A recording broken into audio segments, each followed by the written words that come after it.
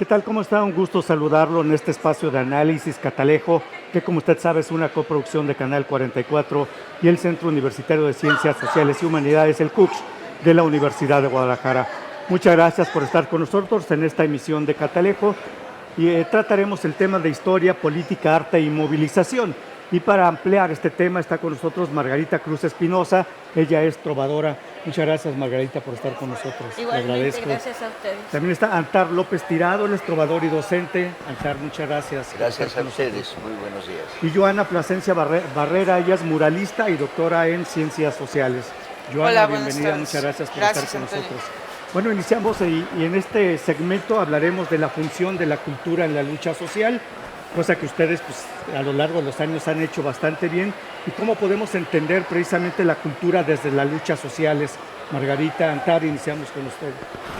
Bueno, la cultura es un concepto que engloba todo. Las luchas sociales son parte de la cultura.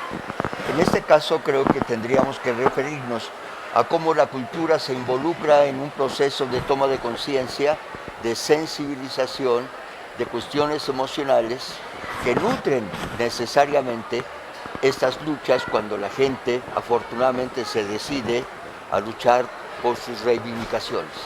La cultura es parte de esto, el arte es parte de esa sensibilización, son indisolubles cultura y luchas sociales. Sí, mira, hay una parte muy importante de esta relación entre cultura y luchas sociales, porque las luchas sociales reflejan la realidad de los movimientos de luchas sociales y al mismo tiempo generan toda una situación que tiene que ver con la identidad de los sectores que están dentro de estas luchas sociales, y esa identidad es la que le da contexto, fuerza a esa lucha social. Por lo tanto, no se pueden como separar, están totalmente entrelazadas.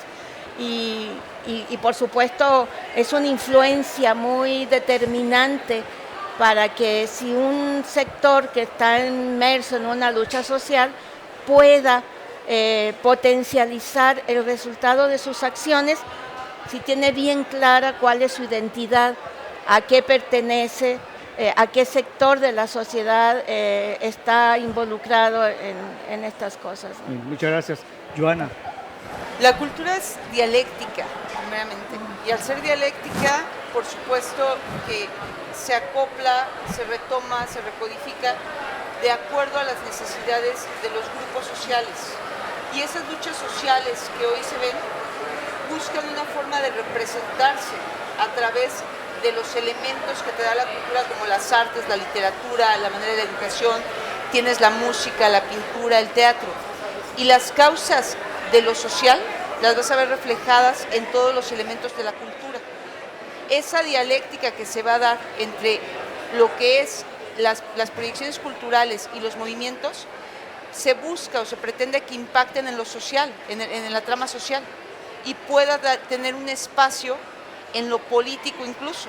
Entonces, la importancia de la cultura para la movilización es fundamental, porque a través de la cultura puedes desarrollar la conciencia histórica, puedes desarrollar visiones respecto a lo que ocurre en el presente y tratar de impactar en un espacio más amplio de lo que es tu mera escena. Entonces, esa relación permanece y son indisolubles absolutamente, ¿no? Históricamente puedes ver cómo la cultura se apoya desde la Revolución Mexicana con el muralismo, en los 70s con la propagación de carteles y grabados para movimientos estudiantiles, las músicas, la trova latinoamericana, que te hace mucha conciencia de los acontecimientos históricos y busca impactar y concientizar a aquellos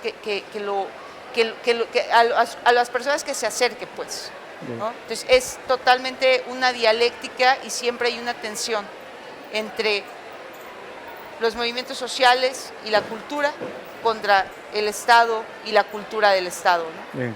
Gracias, Joana. ¿Cómo impulsan ustedes desde sus disciplinas, en este caso el canto, la trova, precisamente las luchas sociales? Bueno, vas tú primero. Bueno, en el caso de Antonio y Margarita, Sí. es parte consustancial. Nosotros desde hace más de medio siglo nos dedicamos al canto latinoamericano, tanto el canto folclórico como la canción política. Entonces, nuestro quehacer cotidiano, nuestra manera de militar, porque no somos artistas, no nos asumimos como tales. Así como hay gente que hace perfectos discursos e intervenciones en la tribuna, hay gente que pinta porque le gusta y lo hace bien, hay gente que esculpe, hay gente que hace teatro. Nosotros nos sentimos cómodos cantando, sobre todo cantando lo que está más cercano a nuestra forma de crecer y de vivir, que es el canto folclórico y la canción política. Entonces, durante esos 50 años, lo que hemos hecho es compartir con el público las composiciones de una enorme cantidad de talentosos compositores e intérpretes de la canción política, volcarlo hacia la gente y aportar un poco a esa forma de ir tomando conciencia sobre su realidad, sobre su historia y sobre la defensa de sus derechos. Sí. Me llama la atención que dice, sí, perdón, la interrumpí, adelante Margarita. O sea, en el caso del canto resulta ser uno de muchos vehículos para propiciar nuevas reflexiones o reafirmar reflexiones que ya se tienen. O sea, a veces se siente como que en el caso de los públicos a los que nosotros les cantamos, como que si nosotros los fuéramos a impactar, o sea, el solo hecho de que ya estén presentes en un recital de canción política, eso ya es un primer paso de la motivación de asistir a algo así. Y nosotros, ¿qué es lo que hacemos? Buscamos que a través de las metáforas o de la composición musical se generen y se abran más reflexiones de los que la gente tiene. Porque a veces da la impresión de que está como separado. No, es una retroalimentación, es algo intrínseco y simplemente vamos aportando pequeños eslabones para cosas como la concientización, el compromiso político, el asombro. Hay públicos estudiantiles que se asombran ante este tipo de canto, que lo que tiene es algo muy sencillo y muy también complejo, que es que tiene verdad. O sea, no es algo que se hace para convertirse en un gran cantante, no, se hace para interrelacionarse, retroalimentarse, y esa es un poco la función que permite que se estén interrelacionándose estos ámbitos. Sí, me llamó la atención que dijo Antar que no se asumen como cantantes.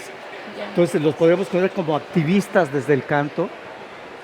Hiciste la pregunta y diste la respuesta.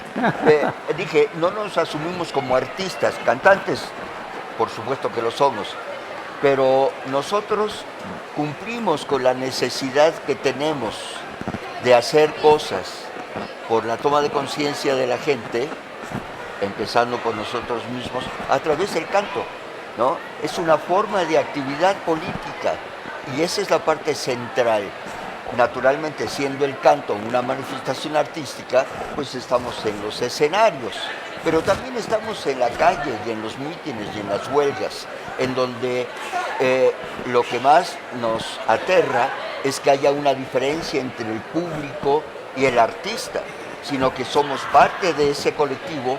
Unos salieron a hacer pintas, unos salieron a organizar la marcha, otros salieron a organizar el momento, y nosotros estamos ahí para cantar y, por cierto, y para participar también en lo demás, porque no es una cuestión unívoca, sino es una cuestión integral.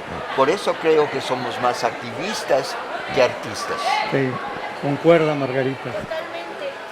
A mí me gusta mucho remitirme a cosas básicas, un poco a los principios.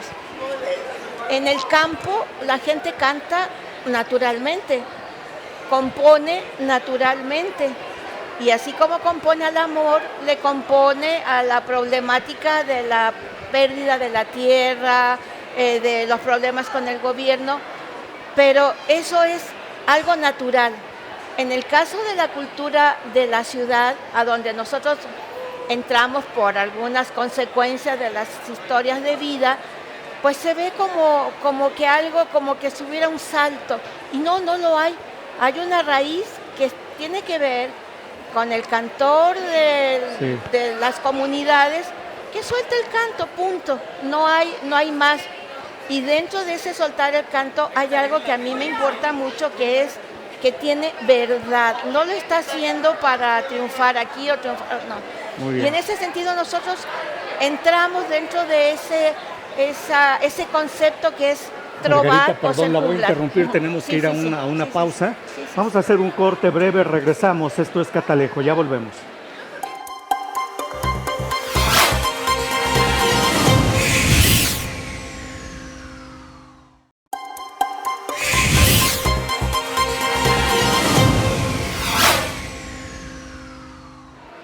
Gracias por seguir con nosotros en Catalejo. En esta emisión estamos hablando de historia, movilización y cultura. Y en este segmento platicaremos de la memoria histórica con nuestros invitados. Les pregunto, ¿cuál es la importancia precisamente de la memoria histórica y cómo guarda la cultura precisamente esta memoria histórica? Iniciamos con Joana Plasencia, que se quedó en el siguiente segmento con una sola intervención. Adelante, Joana. La importancia de la memoria histórica creo que es fundamental. No concibo la idea de que aquel país que no conoce su historia está condenado a repetirla, porque hemos dado históricamente que no pasa, ¿no? Tenemos un ejemplo muy claro con los judíos en 1945 atacados por los nazis, y el ejemplo claro de hoy, los judíos asesinando y masacrando a los palestinos. Entonces no es un discurso eso. Sin embargo, el conocer los acontecimientos nos hace al menos tener un sentido crítico y reflexivo respecto a las situaciones actuales, ¿no? Nos hace tener el enfoque de saber al menos un poco las consecuencias a las que nos acercamos. Y la cultura, si algo tiene, es resguardar estos relatos y estas realidades que muchas veces han sido reprimidos u ocultados por lo que vienen siendo la difusión de la cultura hegemónica. Entonces es importante, a través de la música, a través del muralismo, a través de la literatura, evidenciar esas realidades sociales que no son visibles o que no van trascendiendo porque no es conveniente para la función de los gobiernos y de los estados. La cultura es eso, y la cultura, por ejemplo, la que hacen Tari y Margarita desde la trova latinoamericana, narra los acontecimientos de Latinoamérica. Eso que hasta hoy sigue doliendo, como las situaciones que ocurren en Venezuela, como lo que pasa en Cuba, como lo que ocurrió en Chile. Desde el muralismo se quedan plasmadas cuestiones y formas que te dan a entender los golpes de Estado, el dominio, la apropiación de los recursos por parte de gobiernos hegemónicos, y eso permite que las nuevas generaciones que no vivieron esos periodos tengan una noción de cómo era el mundo o nuestra tierra hace 40, 50, 60 años. Entonces, eso es lo que tiene la cultura. Nos permite acercarnos a lo que fue y nos permite también alcanzar a pensar en lo que podemos ser y lo que quisiéramos obtener. Sí. Bien, gracias, Joana. Antar. Bueno, es una pregunta clave, igual que la anterior. Fíjate que a propósito de frases de cliché, se dice, y concuerdo con ello, que un pueblo que pierde su cultura deja de existir. Por eso es que las clases dominantes insisten tanto en que la gente olvide o se distraiga, insisten en que la gente se enajene a través de una parafernalia de cuestiones, o peor aún, insiste en dar una versión deformada de los acontecimientos. Así se han construido los países y las naciones. En México el caso de la Revolución Mexicana es ejemplar. Después del ascenso al poder de los grupos revolucionarios, este país se dedicó en la cultura a crear una imagen de una cultura nacional, cosa que no existe, por cierto, son varias culturas. Sin embargo, fue interesante porque el muralismo y toda la formación de la música sinfónica, con revueltas, con todo este conjunto de gente como Moncayo y demás, pretendieron y lograron en buena parte crear una conciencia nacional, pero hegemónica. Cultura es esto, historia es esto, y los libros de texto y todo lo demás. ¿Dónde está la versión popular? En la memoria popular histórica. Claro. Ahí es en donde tenemos que incidir para que la gente tome por su cuenta la versión de su historia, porque han sido los protagonistas. En la Revolución hablamos de Madero, de Carranza, de Zapata, muy bien, y los millones de personas que murieron, ¿dónde están? En los corridos, por ejemplo. Por eso Margarita y yo cantamos música mexicana, porque sabemos que fortalecer la memoria popular histórica es fundamental en la sobrevivencia de los pueblos. Muchas gracias, Margarita. Mira, la memoria está vigente en cada uno de nosotros. A veces también tendemos, y eso lo hemos platicado mucho con Antar, que aquello que no conocemos pensamos que no existe, pero sí existe. Esto de que la mejor crónica, la crónica más verdadera, más acabada de la historia, está en los corridos, está en muchas producciones literarias que no llegaron a la fama, y eso no quiere decir que no exista, y está me llama mucho la atención cuando de repente entrevistan a gentes en la calle sobre cualquier situación. Y a veces tienen un bagaje de memoria histórica ejemplar. Entonces, ahí el punto está en encontrar la conexión, porque a veces hay demasiada teoría o demasiada intelectualidad que como que pareciera que no hubiera esta otra parte espontánea.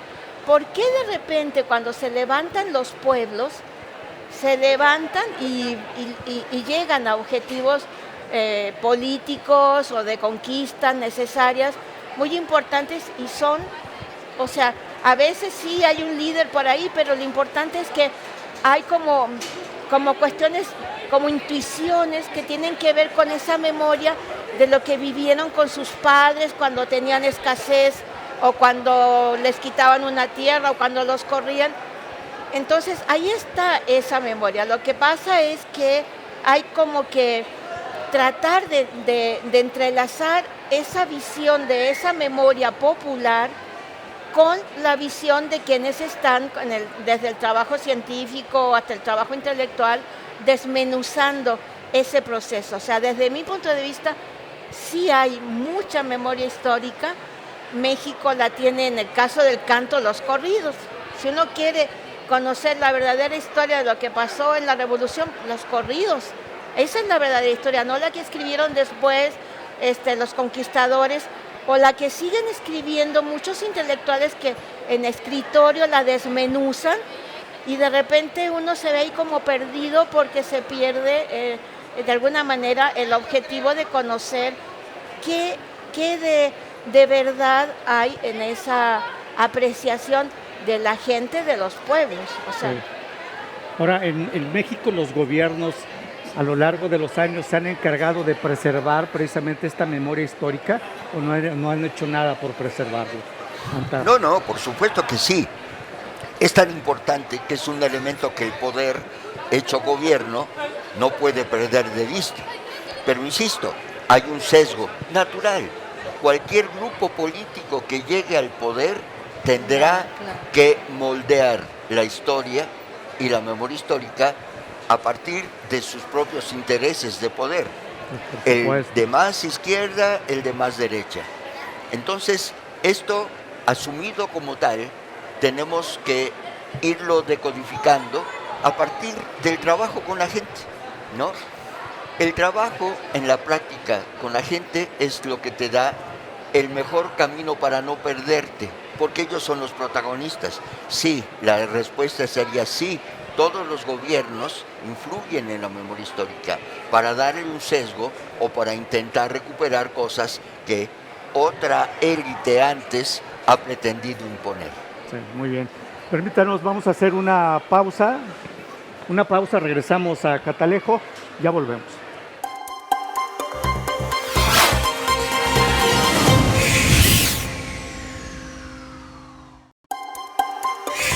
Muchas gracias por seguir con nosotros en Catalejo. En la emisión de hoy estamos hablando de arte, cultura, memoria histórica, movilización.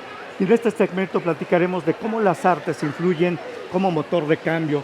Y les pregunto, Antar, Margarita, Joana, precisamente, ¿para qué sirven las artes y cómo guardan las artes para concientizar a la sociedad, Joana Plasencia? Las artes son un conjunto de ideas, de ritmos, hablando de la música, de formas.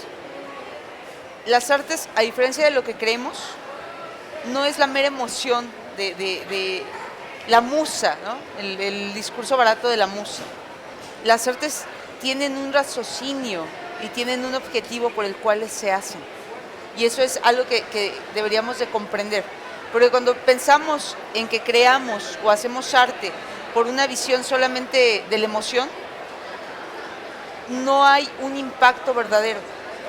Y sin embargo, aquellos trovadores que se dedican a la canción política o muralistas, como en mi caso, que te dedicas al discurso social y político, tienes un raciocinio y tienes previamente una investigación que te ayuda o te colabora para generar un proyecto o un producto que pueda alcanzar a una pequeña masa o un pequeño grupo.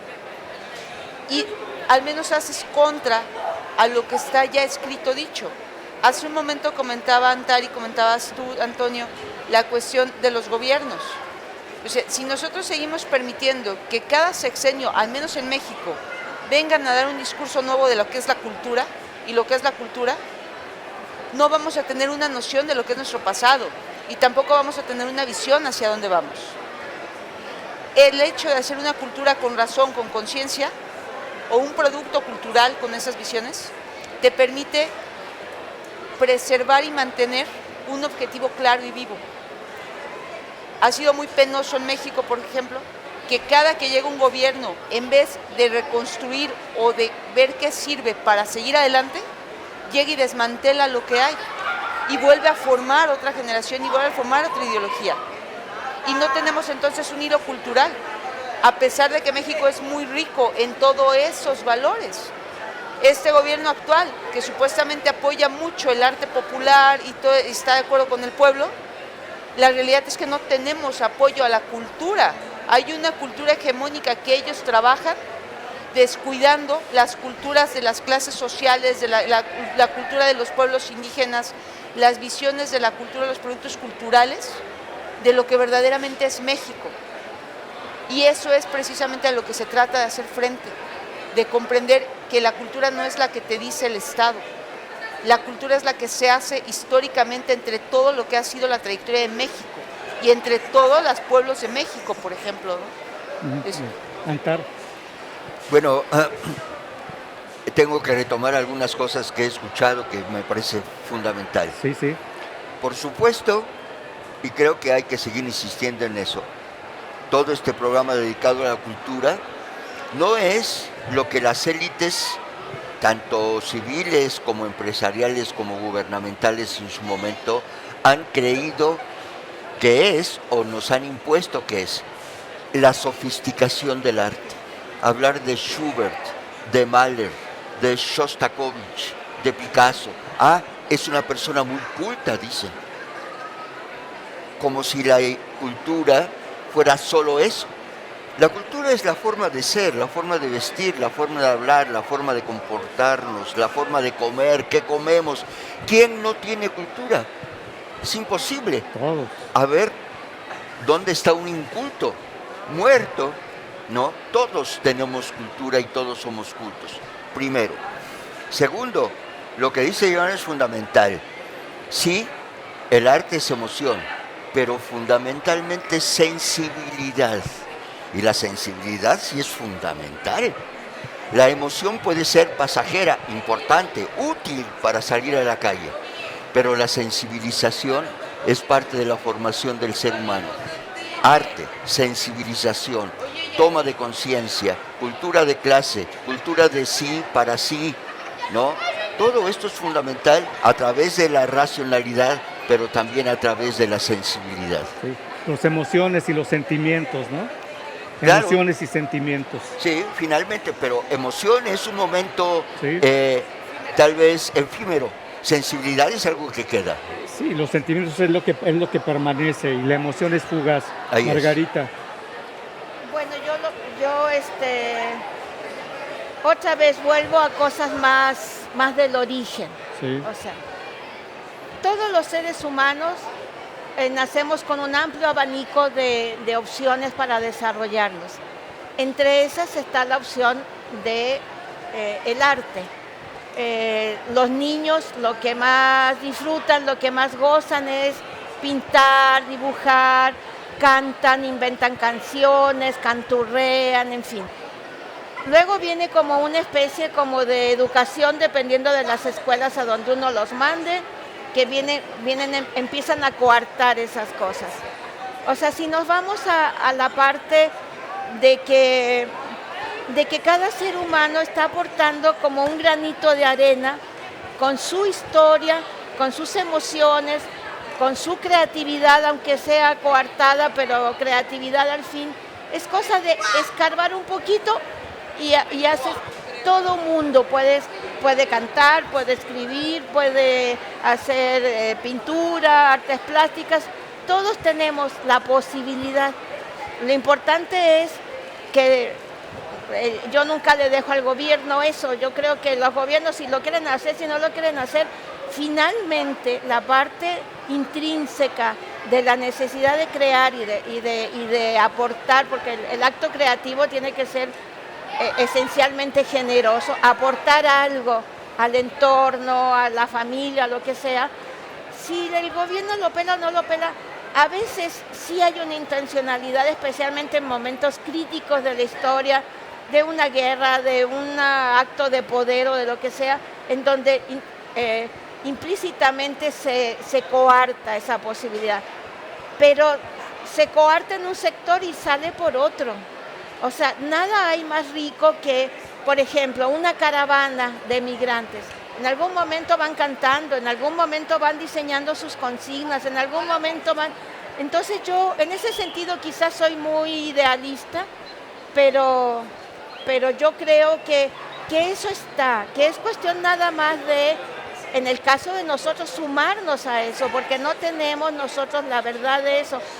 Y en la medida en que nos sumamos con una intencionalidad generosa de intercambiar y retroalimentarnos con los públicos con los que estamos, o retroalimentarnos personalmente, escribiendo un libro, haciendo un mural como lo que está haciendo ella, y ya después viene ese mosaico de consecuencias que es muy difícil encasillarlas o exigirle a una autoridad o a un dirigente político o a un movimiento, oye, encáusalo, porque hasta ahora pues se ha encausado poco, ¿no?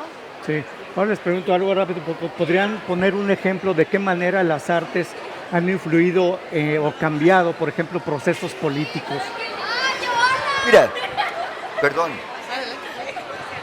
el arte está antes, durante y después. Alguien decía a propósito de lo que hacemos con Liti y yo, ¿ustedes creen que con canciones se va a hacer una revolución? Por supuesto que no. La revolución se hace con todo, incluso con canciones. Y antes de los movimientos y durante su gestación, hubo canciones que fueron retomando todo lo que hemos dicho. Durante la lucha generaron otras canciones y después también. Lo mismo los murales son un ejemplo maravilloso. La novela de la revolución, la novela que capta todo este tipo de cosas. Así que todos los ejemplos de los movimientos sociales dan cuenta del arte y su presencia antes, durante y después de ellos. Es algo maravilloso cuando uno puede ser parte de todo ello, aunque todo el mundo lo es finalmente. Sí. Muy bien, muchas gracias. Permítanos, vamos a hacer una nueva pausa. Regresamos, esto es Catalejo, volvemos. Perdón.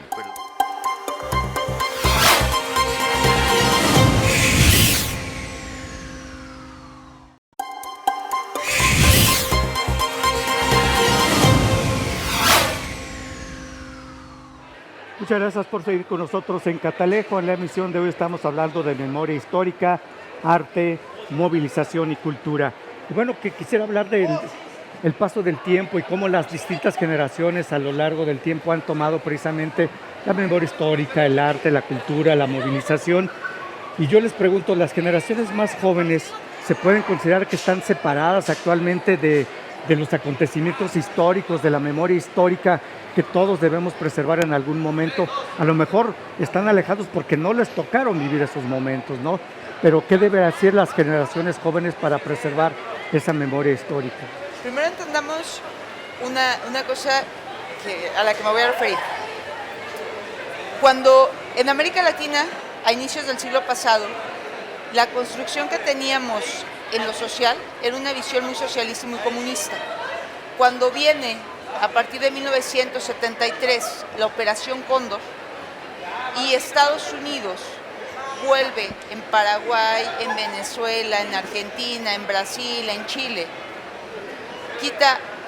coloca gobiernos autoritarios, el sistema educativo se modifica y en vez de trabajar a partir de la educación y de las artes una visión marxista o una visión socialista, se empiezan a difundir la idea de nuevos intelectuales como Foucault, como Derrida, que son muy posmodernos, que rompen una visión de lo colectivo y pasan a una visión individual.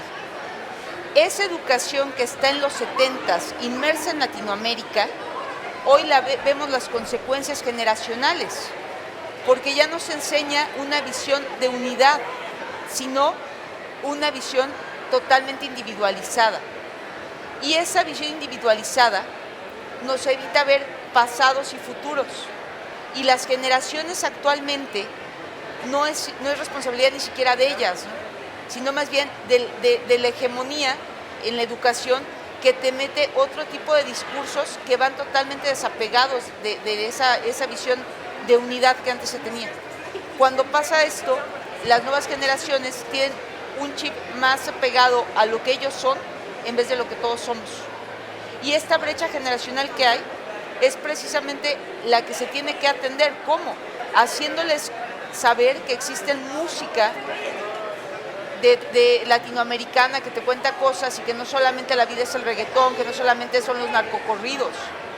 Enseñarles también que existe un arte que te provocaba, que te enseñaba las realidades que ocurrían, y no el arte que hoy es, que solamente es un cuadro blanco con un círculo negro y se acabó y ese es tu mayor arte de expresión. Entonces, las generaciones tienen que volverse a acercar a lo que era la visión de unidad y nosotros comprender las nuevas necesidades de estas generaciones, desde los medios, la innovación, la tecnología, que no lo vas a quitar, pero sí lo puedes sumar a generar un vínculo en común, que desde mi percepción debería de ser una conciencia de clase, ese vínculo en común. Porque sin importar qué generación, seguimos con una cuestión de pobreza, de carencias, necesidades laborales, necesidades de salud, necesidades de vivienda. Y eso es algo que pudiera romper esa brecha generacional. Gracias, Joana. Antar. Mira, cuando el público vea este programa, que me parece que maravillosamente está inserto en medio del corazón de la feria, lo que va a ver pasar atrás de nosotros son jóvenes y jóvenes y jóvenes y jóvenes.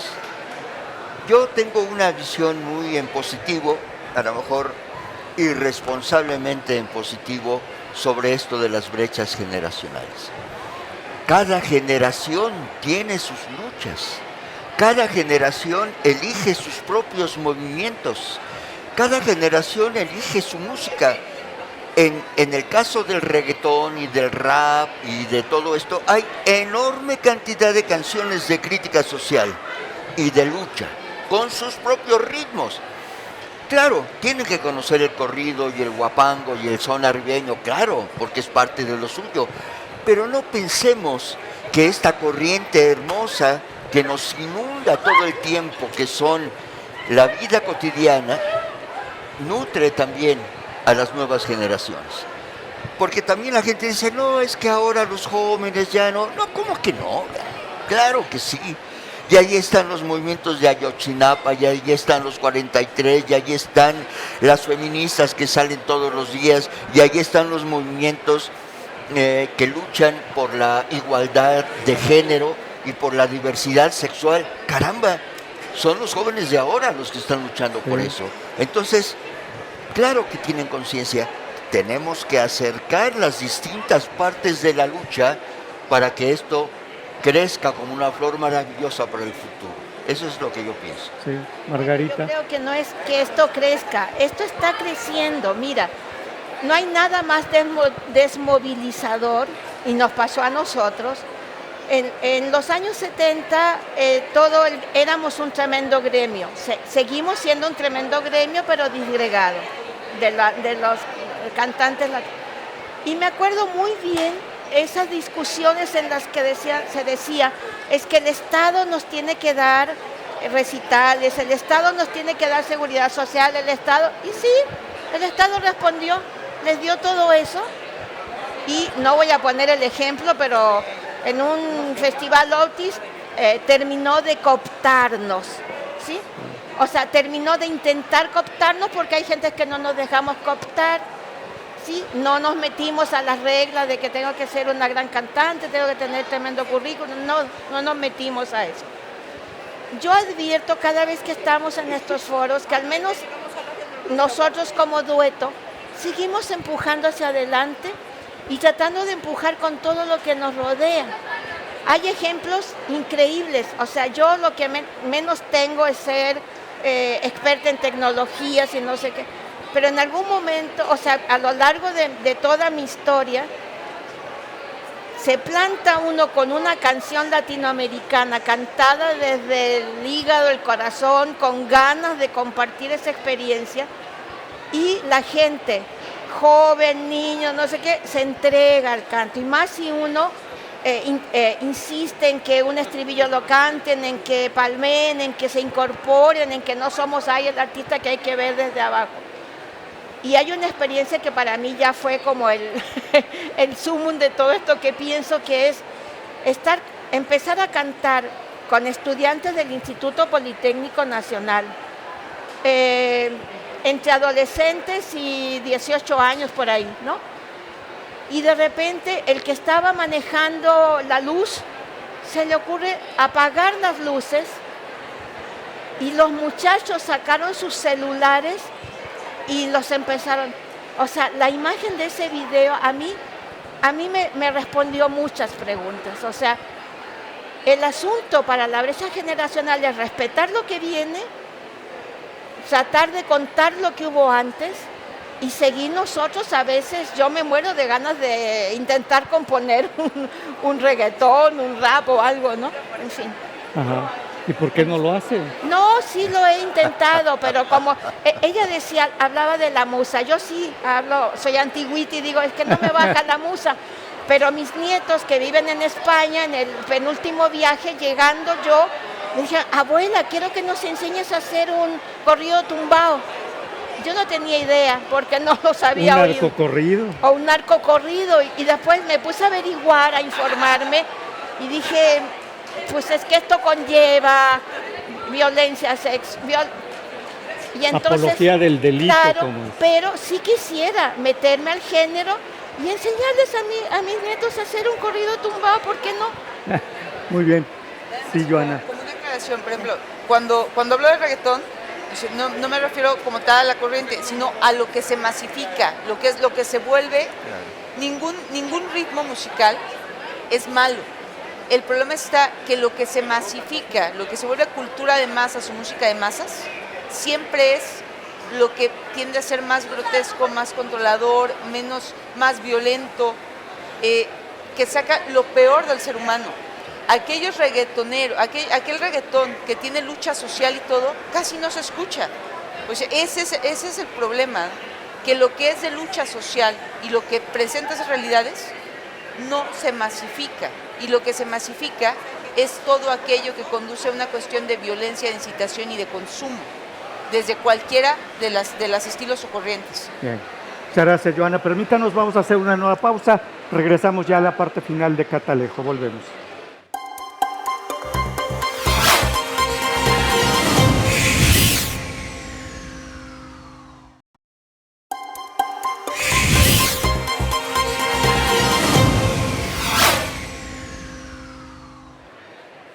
Muchas gracias por seguir en Catalejo ya en la parte final.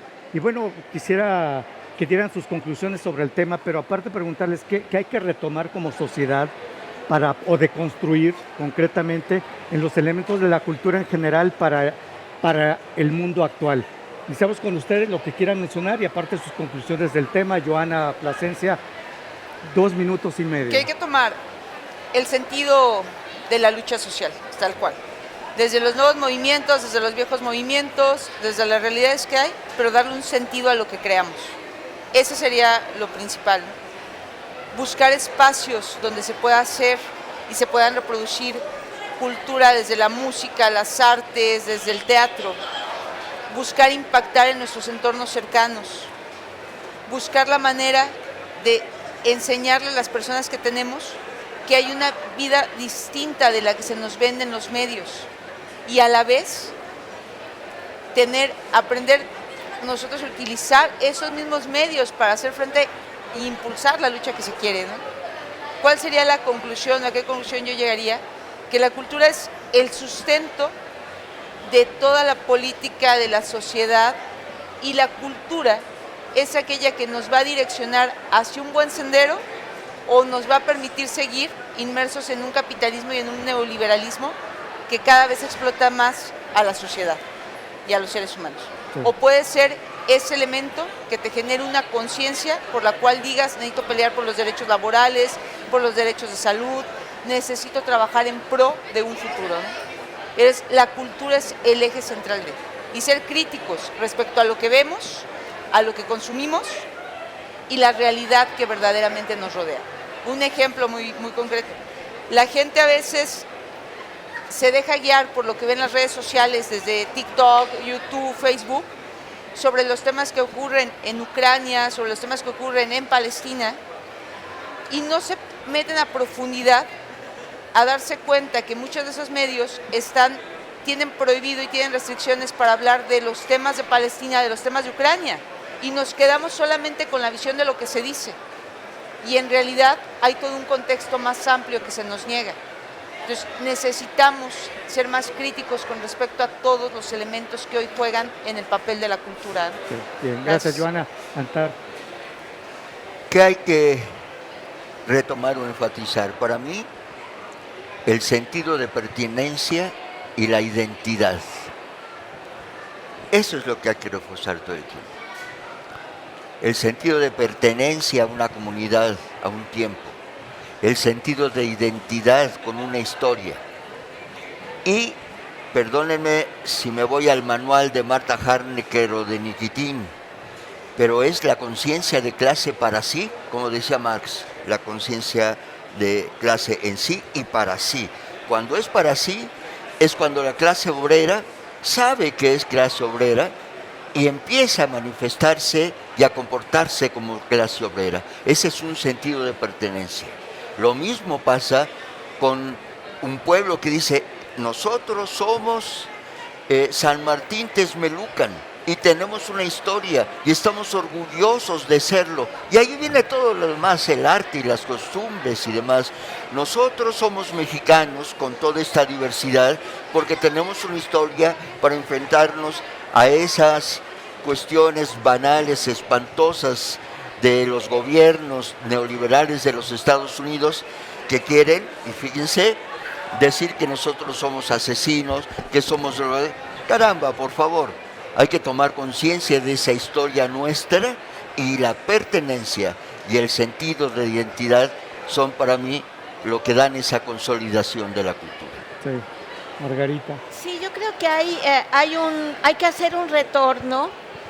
A mí me choca decir hay que hacer esto, hay que hacer lo otro. O sea, si yo no lo voy a hacer, ¿para qué lo digo, no?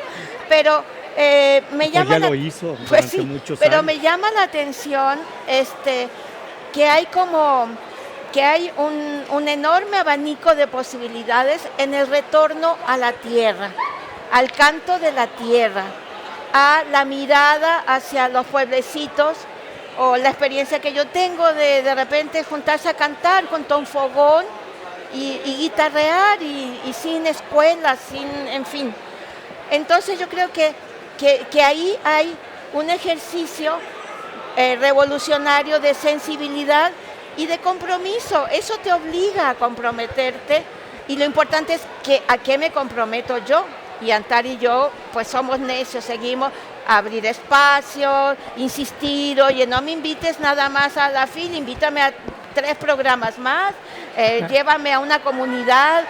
Que no hay dinero, como le decía yo a Joana, que es muy sensible, no hay dinero, bueno, se canta a ras de piso, sin ninguna tecnología.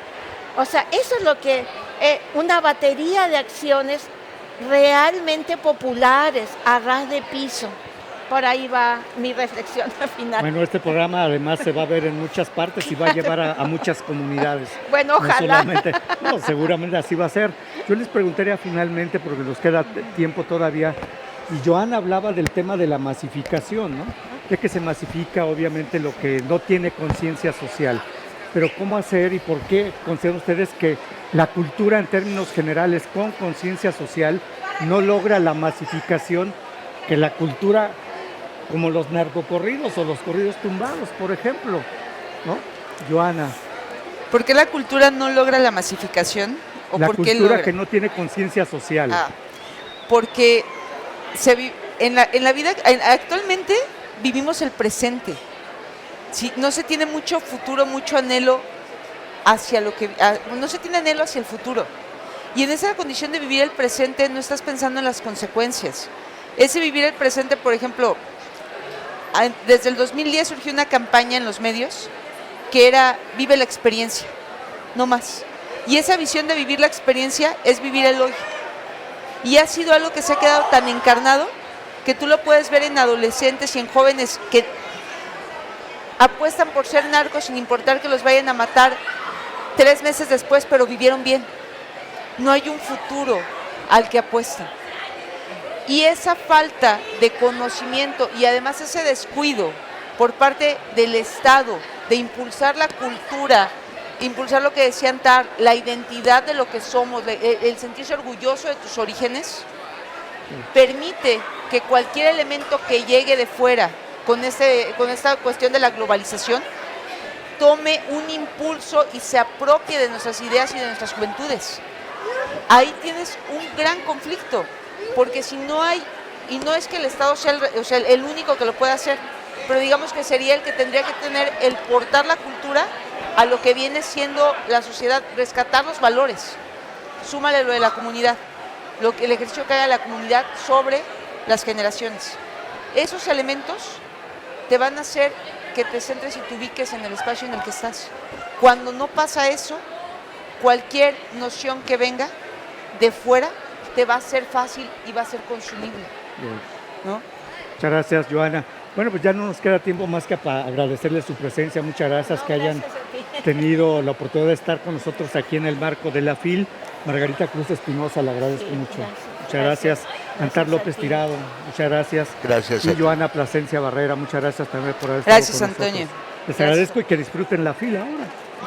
Bien, muchas gracias. Nos vemos y escuchamos en la siguiente emisión de Catalejo. Hasta luego.